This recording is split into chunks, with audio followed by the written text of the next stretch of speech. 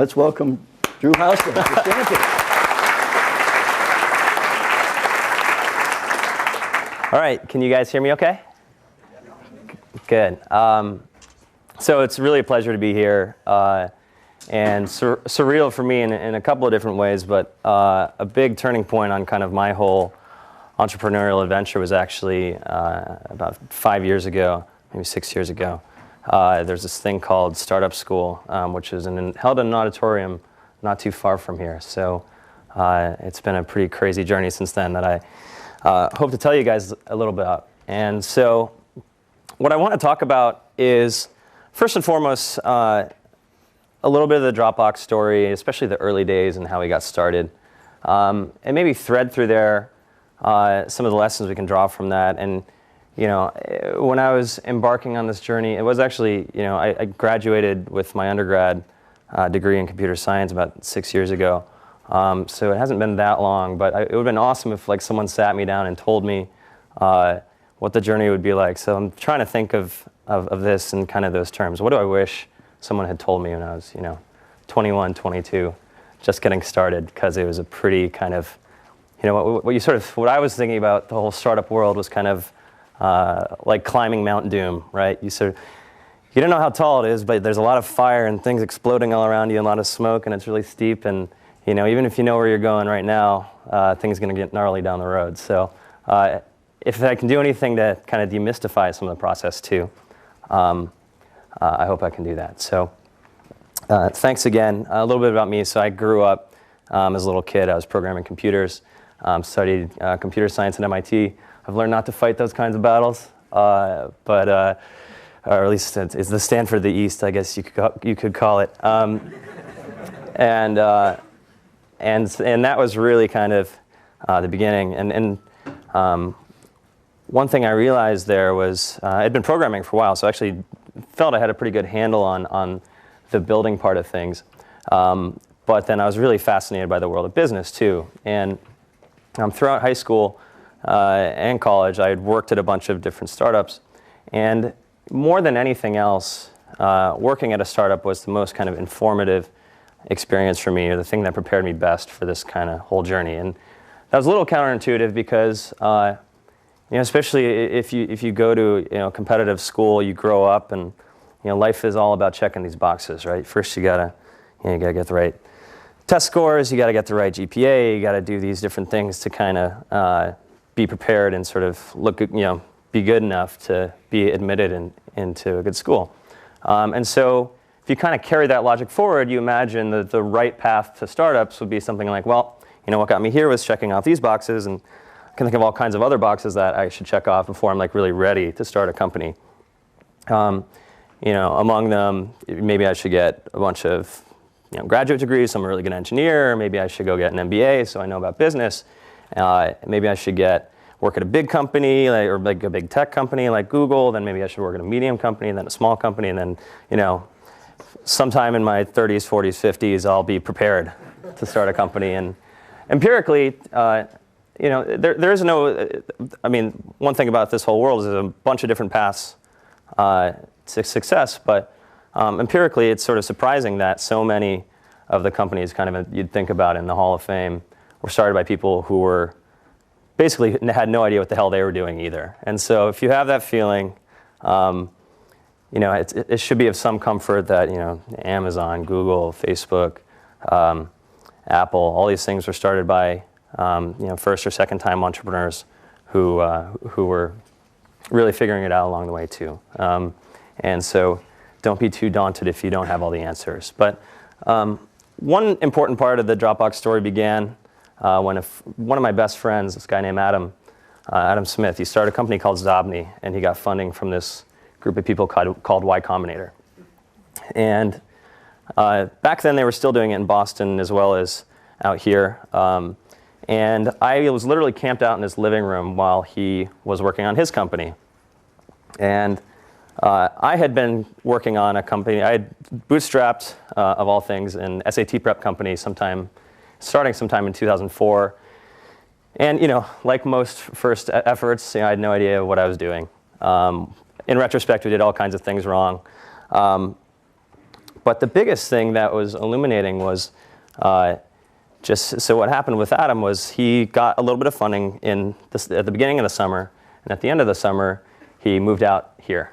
He moved up to the city, to San Francisco, and suddenly he was talking to like all these people, all these billionaires and famous entrepreneurs that I'd only read about. And the next thing I know, I get this phone call from him being like, hey, we just got like $5 million from Vinod Khosla. And I was like, oh my God. And Adam and I were fraternity brothers at MIT, and he was actually my little brother. And so kind of a stark contrast between, not less than a year prior, probably my best memories with Adam were, in our game room at our fraternity playing beer pong, not exactly expecting to be wheelbarrowing away millions of dollars in cash. So I was like, well, all right, if Adam can do it, I can too. And so never underestimate some of the baser motivations and how they can propel you forward, or maybe as a more practical piece of advice. There's some quote that you're an average of your 5 closest friends. So it can really help to be in a place where your closest friends are also interested in startups, and you're all kind of pushing each other forward in a good-natured way, but there's also an undercurrent of competition that can really be helpful. So I saw the experience that Adam went through with Zobni and Y Combinator. I was having sort of this, it helped me discover that I was kind of having this crisis where I couldn't put a name to it, but it was something like burnout, where I'd been working on my SAT prep company for 2 or 3 years part-time, and while I was finishing up my degree. And I was like, I haven't even asked myself, in the best case scenario, what happens? And I'm sort of thinking, I'm like, well, best case scenario is I'm kind of like king of SAT prep, and I kind of imagine like a little cardboard Burger King crown or something. But I'm like, I'm not even really that excited about that, because there's not really, I love standardized testing as much as any hormonally balanced person can. But I'm like, this is probably not my calling. So, and so I was like, well, okay, I've spent so much time on this thing. I should really think carefully about what I do next. And I was like, okay, it should really come down to a few things. And one of them was it had to be something that was deeply technical, because at heart, since I was little, technology is what I really love. And I would love for whatever company I start to have technology as kind of the core source of its competitive advantage. 2 is I wanted something that I could explain to normal people, in a bar or a coffee shop or something, and have them vaguely know what I'm talking about. And so there are lots of interesting ideas that, some elements of infrastructure or software or enterprise software that kind of ruled that out, even though it's technically interesting. And 3rd was it had to be something that had a working business model, because actually this was kind of the height of Web 2.0. It was all kind of back to eyeballs and these different things, but I didn't really understand how that works if you can eventually get people to pay for your stuff, or at least 4 people or however many were in here. So it was a good exercise for me, because then I was able to think long and hard about what I did next. And I found myself in this really bizarre situation where the same way that social or mobile or local startups are kind of the fad right now.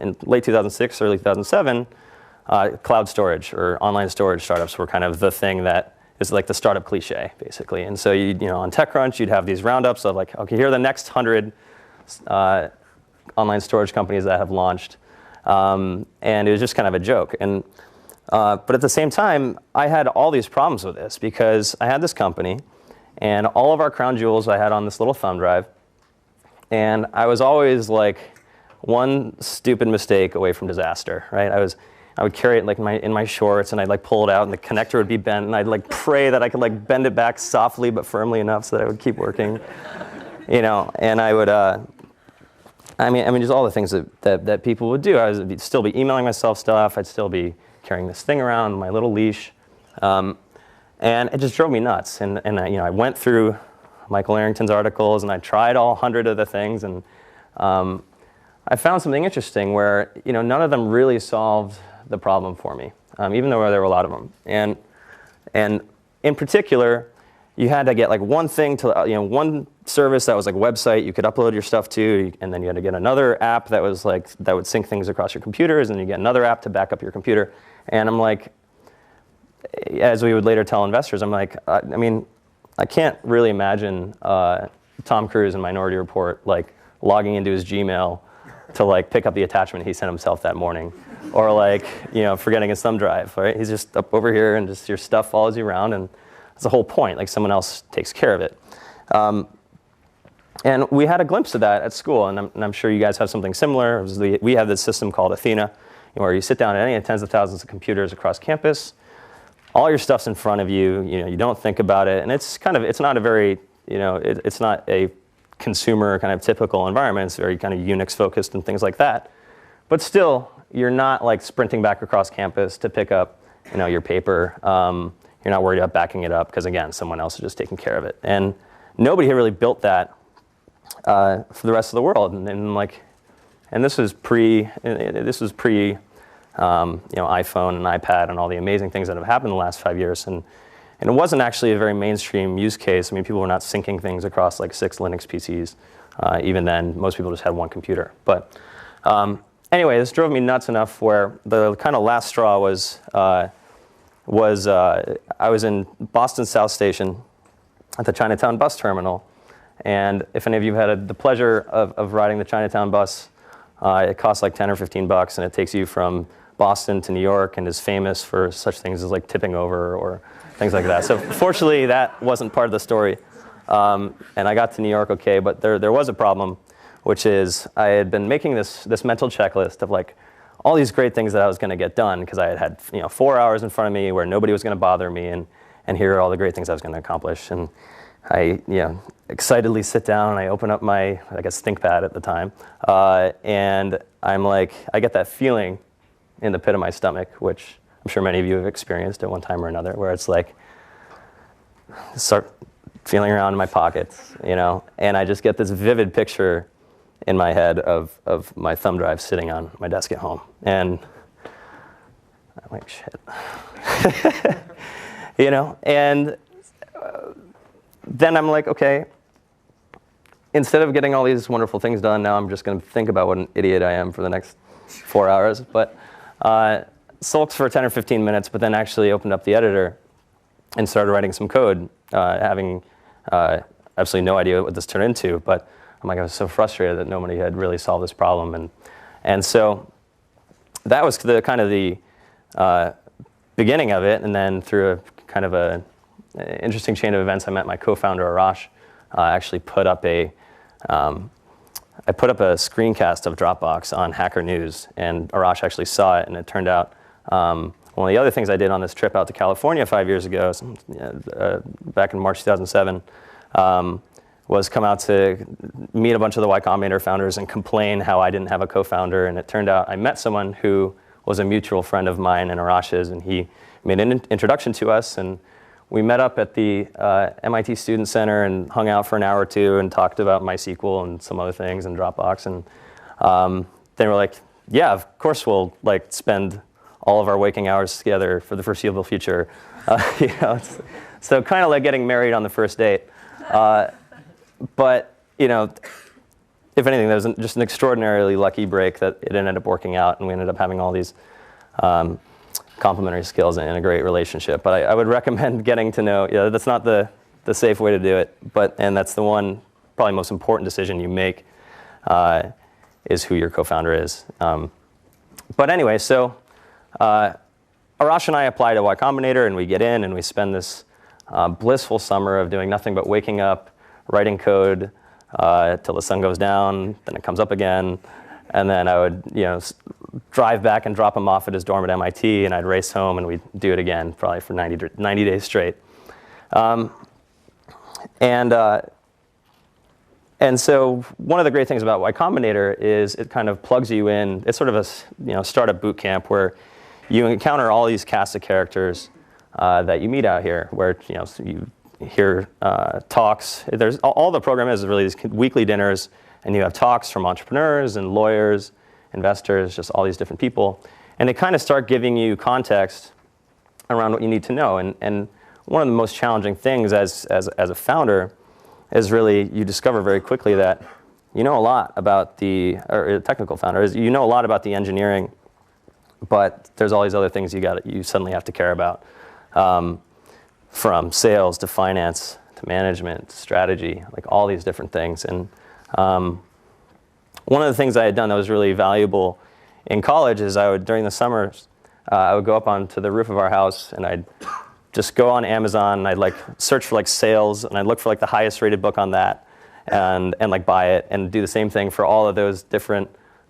disciplines. And it actually was absolutely instrumental in helping me start to understand how all these things worked. And you don't become a great salesperson by reading a book any more than you become a great like guitarist or basketball player by reading a book. But it can start to give you some sense of, for people that are really great at this, what do they think about? And there's a really kind of important 80-20 aspect of sort of just learning the basics about a given discipline. That was really helpful for me. But anyway, so Y Combinator, this is this amazing experience, and we moved out of Boston to San Francisco. And just to give you a kind of flavor of the kinds of things that you have to deal with when you're sort of trying to figure all this out, is through another series of events, we got introduced to this venture firm called Sequoia Capital. And it's the kind of thing where, that you walk into the chalets and, a couple miles away from here, and for someone who never really spent much time in California or never spent much time in the whole ecosystem, it's pretty daunting because you look and it's like, okay, there's like a picture of, Steve Jobs, and there's the original Google S1 or the stock certificates from the IPO, and you're just like, I don't really belong here. I'm just like we're just a couple of, Arash actually dropped out of school, so he gets all the startup cred. But anyway, but anyway, there we are. And we actually hit it off with the partner there, and then through, sort of muddle our way through, and I'm desperately calling people at night asking for advice on fundraising, different things, through people I'd met. And somehow we found ourselves in a situation where they decided to invest. And I'm like, oh my God, this is amazing. And we're going through all the process, and it happened pretty quickly. We showed up on a Friday. We had a handshake deal on Monday night, so one business day turnaround, which was pretty convenient. And then I had this new problem, which was their finance people are emailing me like, okay, please send me your wiring instructions. I'm like, wiring instructions? I'm like, the only training I have in wiring instructions, I think that happened in like James Bond movies. And I'm like, I'm pretty sure we only have like the My First Business checking account from Bank of America that we set up in the Cambridge Side Galleria Mall. And I'm like, so this might be tough. So Arash and I go to the North Beach branch of the Bank of America, and we're like, all right, well, so you got the teller people, and you got the leather seat people, and we look at each other, we're like, this is probably a leather seat problem.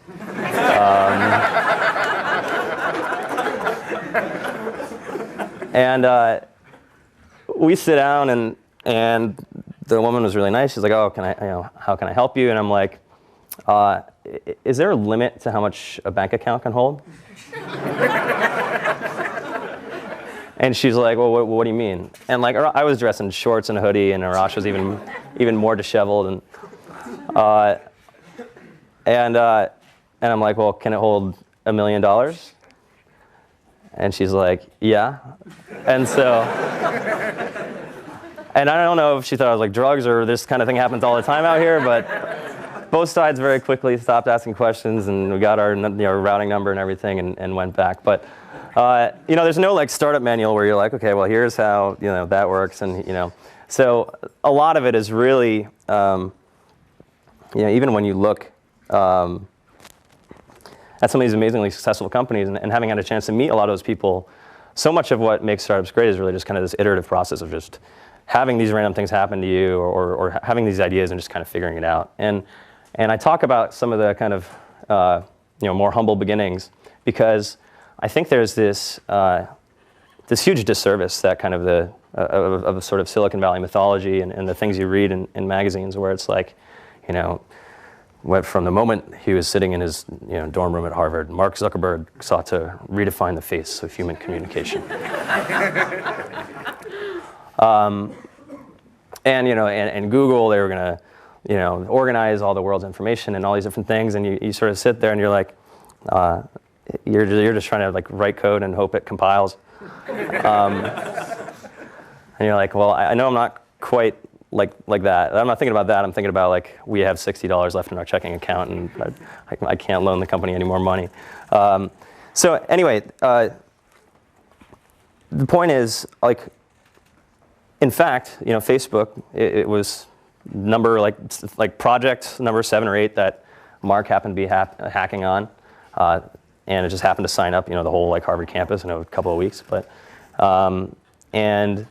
Google, like they were rejected when they wanted to sell the company for $1 million to Yahoo. And so the point is, all these things start with much more modest ambitions, and even sort of the great entrepreneurs. And the goal, as you sort of reach each of these new milestones, you're like, okay, the goalposts move back, and so your ambitions become much broader over time. And this is kind of, all this doesn't happen overnight. So when you kind of look at, I talked at the beginning of how kind of daunting everything seemed, because there's like, the little sort of corner of stuff that and this world of stuff that you don't. Often that can be enough of a barrier to stop people from even getting started. So just realize that you have to be systematic about how you learn all these things, but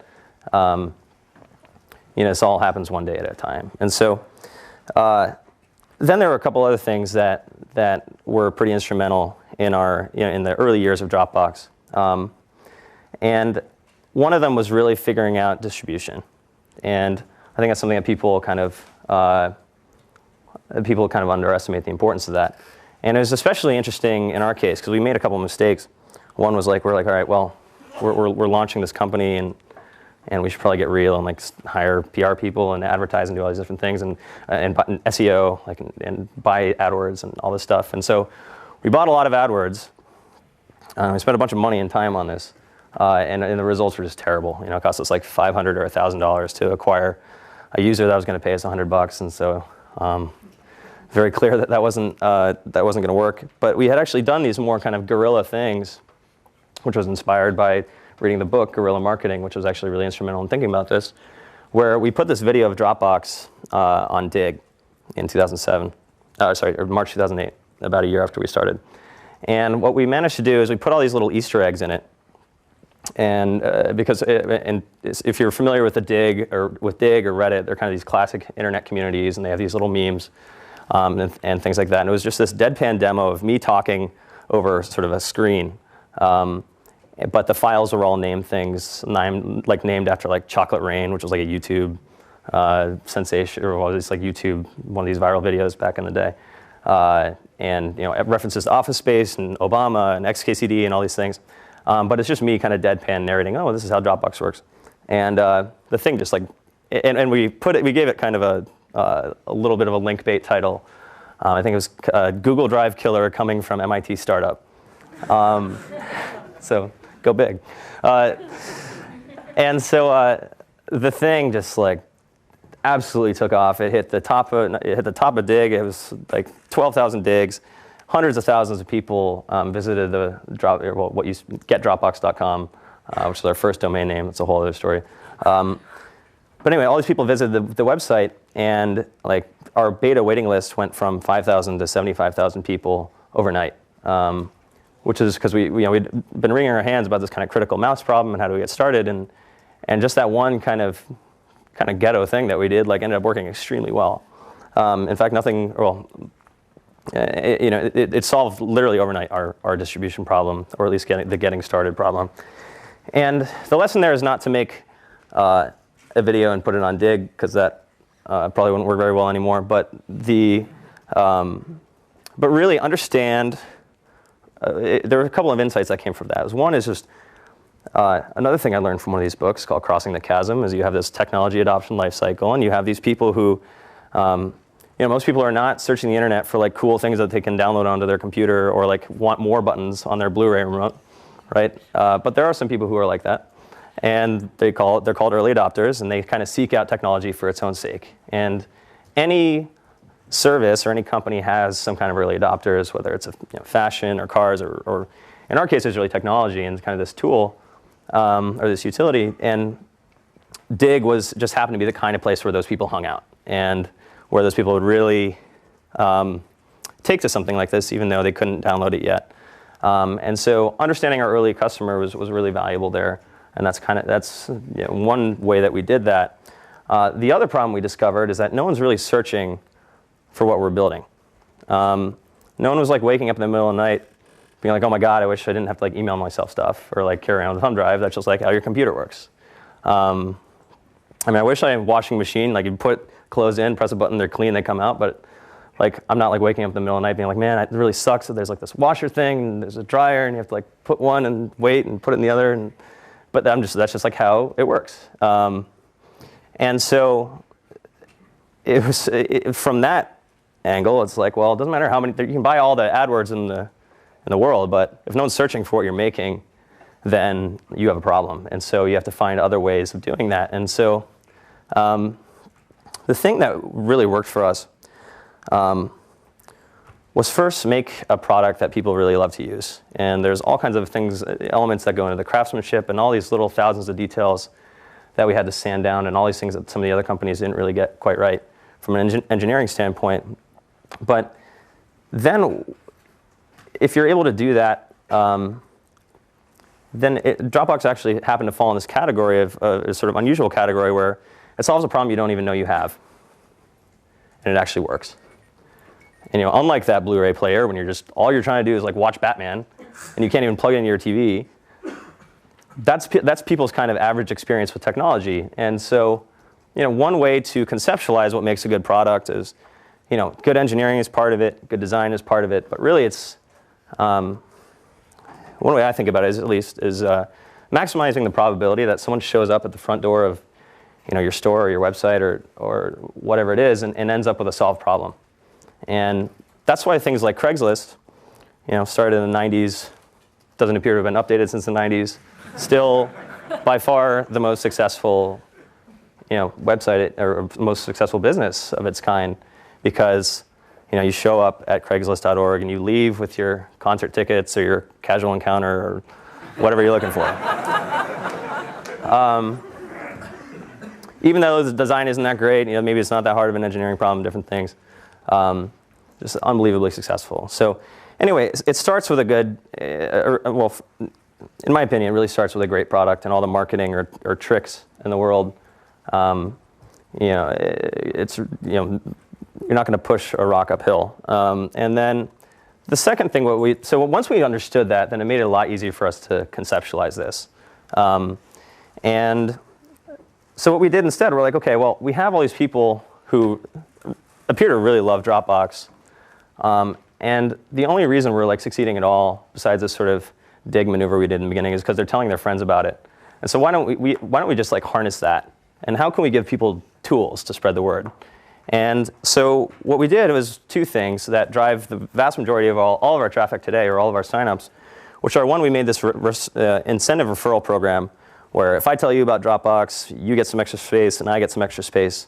And we had this kind of currency to work with. And people were just doing that kind of for its own sake, where people weren't even using the extra space. They were just referring their friends because they're like, it's like points, right? It's this whole, what we'd now call kind of a gamification mechanic, even though we didn't, I don't know if that word had been around back then, but that's what it happened to be. And then the other thing is we created this idea of shared folders where, if I'm working on a project at work or I want to share these photos with my family, then all these users, or just by using the product, you get brought into the fold. And there's this whole, now there's this whole body of art and science on how to do that and how consumer net companies grow and how viral growth works. But anyway, these things were instrumental to how we got started. And so there's all kinds of things I could say about sort of the intervening years, and this is sort of like one of the frustrating things about giving a talk that's like a half hour. It's like you have to omit. It's like the montage where Rocky's punching or whatever, and suddenly I don't know. But then obviously, but making a good product, finding ways to get distribution, and then the last thing I'll really touch on is because I had the chance to ask Mike Moritz, like, what really separates the great companies from all the companies that are out there in technology? And he's like, one is, he said, hiring the best engineers, and two, the founders having a morbid fascination with the product. And I'm not even going to try to do the whole Welsh accent thing, but those two things, will carry you a long way. And then I'm sure he would add having a really big market and all the other things that matter in a business. But probably the most amazing thing for me is when it works out. And the thing that attracted me to this in the first place was really kind of never like having a high learning curve. So that part's taken care of. It's always, you're never bored. There's never things or never shortage of things to worry about or that are new. But what's really exciting is now, we have this from the starting point, we have the canvas we're painting on as we've gone from millions of users a couple of years ago to tens of millions of users. Soon we have a very clear path to hundreds of millions of users. Of all the people that have thought about kind of like building the internet file system or this fabric that kind of connects all the world's devices and services and apps, we're actually the ones who get to build it. And when you think about someone who builds things and who studies computer science, you're probably not going to go to the Super Bowl, probably not going to be in Hollywood in movies. But so for this really is a Super Bowl. And when it works out, and you actually sit down, you look over someone's shoulder at a Starbucks and see a little blue box, or you add up, this many, millions of people or tens of millions of people or hundreds of millions of people times saving them like 10 minutes or making their life like 1% better or whatever. Suddenly it's like, okay, this is like lifetimes of pain that we're saving people every day. And then, it's just, this is the most like amazing path to actually, if it all works out, actually changing the world. So I promised leave time for Q&A, so I guess we'll leave it at that.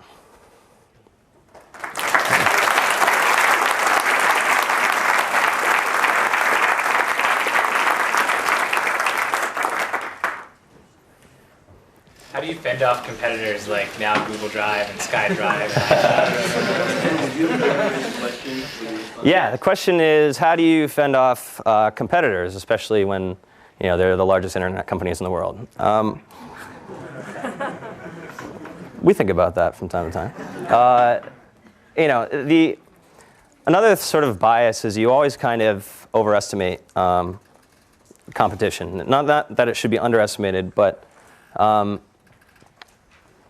for companies like ours, and you think about any company that has gotten to there are plenty of stories of companies where they got a really great head start, and then somehow things went south. With Netscape or MySpace, or there's a bunch of companies that you could say fall in this category. And when you talk to people in those companies, there's a very clear trend, which is that suicide is a much more common cause of death than homicide. Meaning, often, companies are getting built faster than ever, like in the history of the world. And so, along with that kind of hypergrowth, there are all these different cancers that you can get. And so, things are going to go wrong. My favorite analogy on this was Mark Andreessen. He's like, okay, it's like trying to bake a cake in 5 minutes. Like, no matter how good you are, you can have egg on the ceiling, there's gonna be stuff on the walls. You just pray when you pull the cake out. Maybe it's a little bit lopsided. You can like squish it back. But like if you forget the eggs or you forget the sugar, you can't like sprinkle them on later. So, how do you figure out the stuff, or how do you figure out what stuff you can't fix later? And I'll come back to the competition thing in a second. Sorry for such a tangent. And so often what happens at those companies that screw it up, if you talk to people inside them, they're like, well, we lost our focus, or we hired people that weren't as good, and then the talented people we got in the beginning looked around, and they're like, I'm tired of fixing this person's bugs, or that they don't work as hard, or all this stuff, and life is short, I'm a talented person, I want to go find the place that has a lot of talented people. So actually, The point about hiring the very best people is something we spend a ton of time on, because that's the thing you can't sprinkle on later. If you ever lose it, it's gone. And then the other is really distraction. Some pretty heartbreaking stories out there of companies that were really promising, but then either started trying to do too many things, or Friendster, the founder, complaining that his board was trying to get him to chase all these deals with MTV and all these like shiny objects, when he's like, guys, the site won't even load. It like takes like 10 seconds for the web page to show up. And so the power of focus focus is really powerful. And again, you try to figure out those elements as you sort of start from like just coding to like designing systems of code and algorithms to designing systems of people, figuring out the things that other companies have learned about that along the way. And so while it's something that's really important to keep track of, most of this, if you actually look at all the data points, it's really more often the problems begin at home, not because of some competition. So the way we'll respond to, or the way we are responding to competition is actually very little is changing. Like nothing in our roadmap actually changed. Maybe there are a couple of things that got reordered, but we just focus on maximizing the number of happy Dropbox users and figuring out more problems that people don't even know they have, and solving them, right? So we're never going to run out of examples of that, right? You look at your iPhone and you're like, wow, this has like a whatever megapixel camera and it takes HD video, but then how do I see that on my Samsung TV? Or why is it that, oh my God, I just discovered that I left my iPhone in a cab and now like all my newborn kids' pictures are like gone forever. Like that's a problem you never had to worry about before. And so we think a lot about what kinds of problems that people don't even know they have, and think about solving them. And we think we're the only people that are really thinking about it this way. And so keeping our users happy and hiring the best people, those are the two main things. And you can screw up all kinds of other stuff if you get those two right. How do you make good business decisions? It's kind of a hard. It's a hard question to answer. I think. So the question is, how do you make good business decisions? And it's kind of a hard question to provide a pithy answer. Like, how do you play guitar well? I mean, there's a bunch of things that go in it. It's a good question, but I think it's really about prioritizing those things and thinking about just that. How do we get the best people into the company? How do we build a great product? How do we make our users really happy? And then, especially as a first-time CEO, how do you have to, like, it was really helpful to me to try to really research how all of these companies worked, especially on the way up. How did Google work? How did, and not just like internet companies, but how did Intel work? How did companies in the 70s work? What was the kind of, get as many lenses on these different things to view things from a sales lens, or a behavioral psychology lens, or a management lens, all these different things. And so bringing those different kinds of perspectives, giving yourself context around those things, and having a lot of tools to kind of deal with any business situation, I think, are one framework for making good decisions. And hiring great people into the company that can help you with that stuff. Could you tell a little more about the investment process? Like the first time you got investment from Sequoia, was it like a no-brainer? Did they offer? Did you take whatever they offered? Did you negotiate, or was it very simple? It's complicated. I mean, there's a lot of stuff that's sort of one of these, kind of a classic kind of pitfall of thing that you can spend a ton of time worrying about. But I'm sure any venture capitalist, if you could be the worst negotiator in the world, but if you're like, God, we're just getting so much traffic, we just need money for servers. Like, can you please? We have all these people who are using it. We just need some money. You're going to get some pretty good venture capital investment if that's the problem you actually have. And how do you do that? You get traction. And so there's a whole body of knowledge on that that's actually pretty well spelled out. Venturehacks.com is where I learned, and I think is probably the best site out there that goes over the nuts and bolts of venture investment and a bunch of other interesting stuff. Fantastic service. First of all, I've been addicted to Dropbox for the last 2 years in grad school. Use it every day of my life, and it's been fantastic. But the question that leads up to that, my usage, is that I'm maxed out on my 5 GB. And I'm the kind of person who doesn't like to pay for services. that's the truth of the matter. That I do that for Netflix for $7.99, and that's pretty much it. And I try to feign the payment. So what I do is I tell my mom to join, my dad to join, who don't know anything about technology. You're not going to be using Dropbox anytime in the near future. So how do you make this happen? Because I'm kind of, for now, I'm actually using Amazon Drive. I'm using a little bit of Microsoft, and I'm using Dropbox. How do you get people to pay money and make money for your business? Because valuations are all right, but money needs to come in. Question is, how do we actually convince people to pay for what we're making? And there's actually, even with Dropbox as it is, there's all kinds of ways that that you can use a service without actually paying for it. And then there are even things you can do around, using sort of putting this stuff on Amazon, this stuff on Google, this stuff on Dropbox, and so on. I mean, our fundamental value proposition is that, like, we keep all of your stuff in one place, and we do a better job of that than anybody else, and you're free to not have to worry about all this stuff. Like, is it going to work with my phone? Is it going to work with my computer? We support all these different platforms and provide what we hope is a uniformly great experience. And a lot of people just want a solved problem, and rather than going to all that trouble of sort of partitioning your stuff across all these different places, that's actually the point of Dropbox, is to bring it all together, and they'd rather have that than $10 a month or $100 a year. So fortunately, that goes back to the technology adoption curve. Like, some people just have different proclivities for, like, paying for things or not, and so we just make sure that we're solving a problem that's big enough for people that would rather pay for it than just than have to, like, deal with all these other hurdles. Do you see enough people paying for that? Yes, the paid services are popular, and I make everybody else be quiet about that, so I have to too. But can you tell us about a few of the things that crossed your path that you guys decided not to go with, or things that seemed like good ideas, but then you subsequently discarded them? So the question is, are there things that seemed like a promising path that we decided not to do?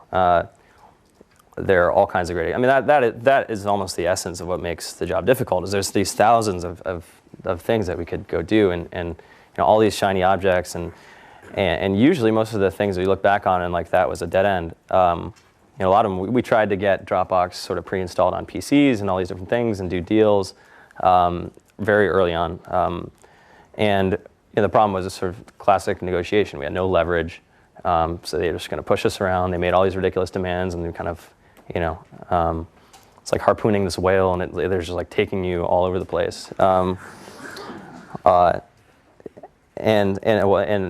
now it's a completely different story. We have a big audience and a brand and all these different things. But yeah, I'll give you an example. The number one thing our users, or more power users, ask for, which is the ability to watch multiple folders with your Dropbox. And they're like, why? You guys can see it on VoteBox, which is our our sort of way of that we let our users vote on different features that they want and make requests. Why the hell haven't you guys why don't you let me watch multiple folders? Because I want to watch my documents, I want to watch map all these different things. And the reason is, well, the initial reason was, like, we built something simple because we didn't have time to build something complicated. So it was more technically complicated. There's a lot of UI code. There's all this different stuff that I would have had to I would have gone and had to have built, and we just didn't have time to build it because we wanted to get something out the door. But then we realized there was this great benefit to the simplicity of the model, where your Dropbox will look the same on your phone as it does on your computer, and it's pretty easy to explain to people that you have this magic folder, and anything you save in here saves everywhere, and all these different benefits. And conversely, playing with the other products is sort of like, well, welcome to this, and please configure your folder mapping, and some people love that, and that's great. But most people are very, very confused, and if you're already, if you're already skeptical enough that here's this, like, new thing that you've never seen before, and now they're asking you about folder mappings, and you don't spend your time worrying about folders and files and things like that, then you're going to be pretty turned off. And we would find when we did usability tests that people couldn't even figure out how to install Dropbox to begin with. Like, they would, we brought 5 people in literally off the street, and 0 of 5, we kept tally of all these things. 0 of 5 people even discovered that there was a tray icon or a little menu bar icon. And if you don't know that, then you're going to have a lot of trouble getting back to your Dropbox folder and all kinds of other things. You're not going to have a good experience. And we're like, wow, okay, 0%. All right. Because we get these emails. We get these emails to feedback to our feedback alias, and one would be like, oh my God, Dropbox is amazing, I love it. And the next one would be like, I don't understand how you MIT nerds have, I need a PhD in physics to like even understand this thing. And they're just like this diatribe. And they're like one right after the other. And we're like, that's interesting. And so we brought people in off the street, and then we started seeing all these things. And like, okay, there's the people are clicking the screenshots in the tour because they think it's their computer. People,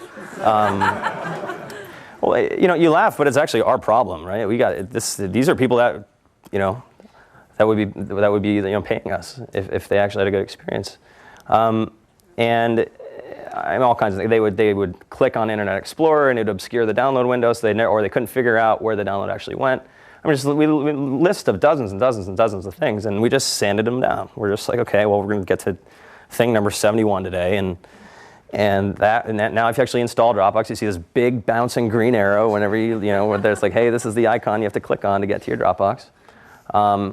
And so, kind of long answer to, it's amazing.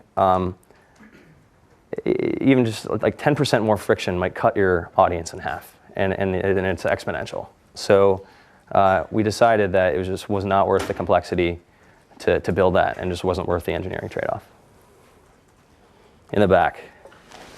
Yeah. I have a startup and we use Dropbox every day, and I don't know if this is a preference or not, but why did you go with an interface where if you remove the file, you're not removing a copy? That drives us crazy. Yeah. Is that a preference?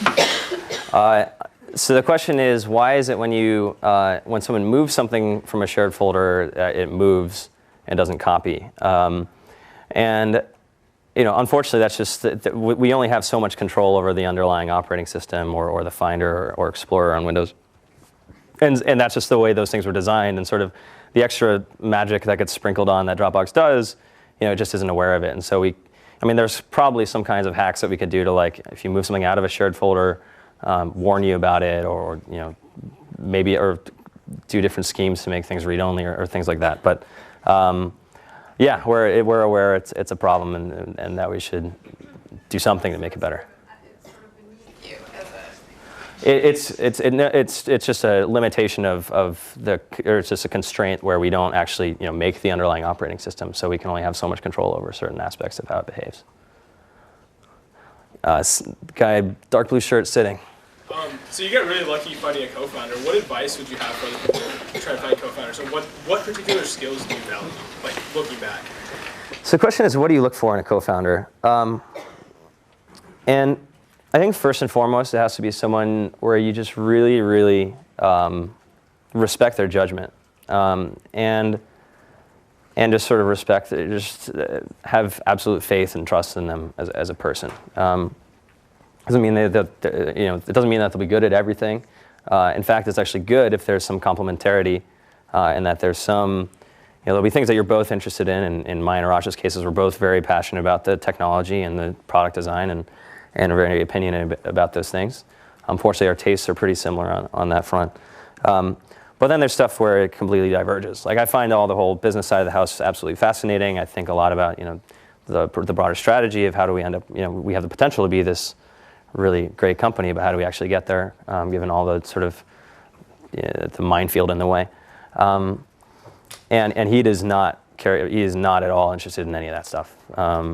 And he is happiest when he's like shaking an Android phone and discovering that when you long hold it like this and then rotate it and then shake it, like there's some bug, and he'll be responding to questions in the forums on his deathbed. And while while I'm capable of doing that, and I think it's important for everybody to do some element of that, I can focus on other areas. But I know that he's got that under control. And so I think, it's really you and your co-founder, it's like you can't even really. I mean, you could have some kind of horrible situation where like someone gets kicked out or these different things, but they say you can't divorce your investors, and in most cases you can't really divorce your co-founder without pretty horrible things happening. But more important than that is really, you and your co-founder are kind of the seed crystal for the early team that's going to assemble around you, and then the first 10 people. Those first 10 people are going to be the seed crystal for, the next 100, and it keeps going out from there. And in general, talented people are not going to like join people that are like less talented, but there's often a lot of pressure, or you can sort of let the hiring bar go, where you're like, well, we really need someone to solve this problem, and it's really hurting us that no one is like building this thing. And so is it really that big a deal that this engineer kind of bombed that question, or like isn't really that excited about Dropbox, or isn't really going to work that hard? You have to say no. And so it's really just kind of finding someone that matches you in that way. How you do that is a much, it's like how do you find, a spouse? It's like this. You'll spend more time with your co-founder than your spouse. In the back. Yeah. How do you react to somebody telling you that it's just a feature and not a company? Question is, how do you respond to someone telling you that what you're making is a feature, not a product? So Steve Jobs was giving us a little bit of a hard time, saying that we were a feature and not a product when we didn't want to sell a company. And so, I mean, everybody's got opinions. This question. You mentioned that hiring great people is a very valuable aspect of your company, but how do you spot good people? So the question is, hiring great people is an important aspect of building a great company, but how do you spot great people? It's actually a really good question, because some of these things are more intuitive than other things, because a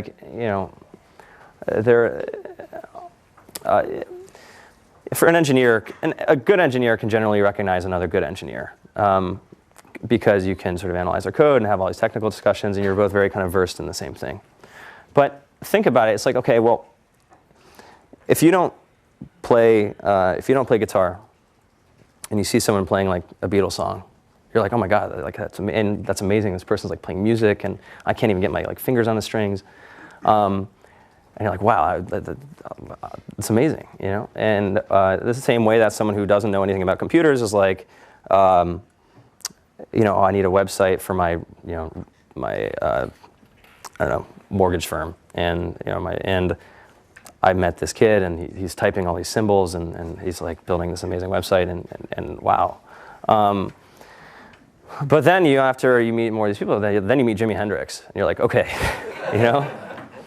But you can't tell, or you can sort of tell, but like, the point is, by just having that one data point, there's nothing to extrapolate from that other than that, oh my God, this person knows so much about this area that I don't know anything about. And this is really important is a really important subject, because as a founder, you might be a good engineer, but you're not good at all this other stuff. And pretty much anybody who has made their background in some other area, like a business development person or a finance person, is going to know a whole lot more about that than you. And so one interesting thing we did is, we screwed it up a few times. We hired people that just didn't work out. It was a very painful experience. Two is probably all of our early business people for the first couple of years we hired as consultants, which is kind of strange. It's hard to play it the other way, so I don't know if it's a net good thing or a bad thing, but it worked well, so that we sort of got versed. We learned a lot in the process of kind of getting a brain dump from this person, and then we also would talk to large numbers of a lot of marketing people, or a lot of finance people, or a lot of business development people, and over time you get more and more context as, okay, well, what's really important in this field, and who's the best person I've ever met on this stuff. And this is another area where if you get sort of the best possible investors that you can, then they'll have really great networks of talented people in all these different fields, and that's something where you can help lean on them to interview these candidates on your behalf. But that is actually one of the harder things about doing this is how do you judge people who you have no context for what they do? What do you as a CEO focus on a daily basis? So the question is, what as a CEO do I focus on a daily basis? And it's another hard question to answer, but it's sort of like, well, what is the highest leverage use of my time? Is one kind of framing. Okay, how can I think it's sort of going to. There's a very long answer to that question. It's really how do we make sure we're doing the core things really, really well, like making sure we're hiring really good people, making sure we're building a great product, and making sure our users are happy. And then there's a whole bunch of other things that you have to worry more or less about over time. And then there's a lot. Then you build a team around you, and then have to make sure that they're happy and effective, and all kind of rowing in the same direction. And then there's invariably fires that have to be put out, and so it's actually it's a surprisingly complicated question to answer, because many days, especially when people make the transition from being an individual contributor to being a manager, so many days pass, you're like, oh my God, what did I even get done today? I was just like talking, and I was just like responding to email, and like. Do you focus on culture? It's a follow-up question. Do I focus on culture? Like, absolutely. Arash, my co-founder, is even more opinionated about this stuff. One of my weaknesses, well, sort of double-edged sword, is I tend to be optimistic in general, and so I'm always like optimistic about people. So I'm like, oh well, or give people the benefit of the doubt. And he's the other way around. So it's actually a good kind of counterbalance. Yeah. So how you deal with the co-founder share, and why Steve Jobs picked your company other than your competitors? Say the first part of the question again. First question: how you deal with co-founder share? Co-founders like share percentage. Oh, shares. Okay. Yeah. Dividing equity. Second question is why Steve Jobs picked your company rather than your competitors? So I'll answer both questions quickly. So how do you divide up equity with your co-founder? And again, it's a very nuanced subject. But people have written great things about that. And actually, it's one of those things where if you look it up on Quora, or you search for things on Google, you get some very knowledgeable responses. And so I don't really have anything beyond that to add. And then beyond just sort of the basic things around, make sure it's subject to vesting, meaning that they get it over time, so that if you have some disastrous situation, you don't have to deal with that. And the second question was, why did Steve Jobs pick our company over competitors? I think any company that does something interesting on the way up, gets all kinds of conversations like that happen. And I think started the conversation with a compliment that we had a great product, and which is high praise. I'll take it. And I presume I can't answer that on his behalf, but presumably they've clearly understood that this is something important. All right. Drew, thanks a bunch. We've got a basis leader here.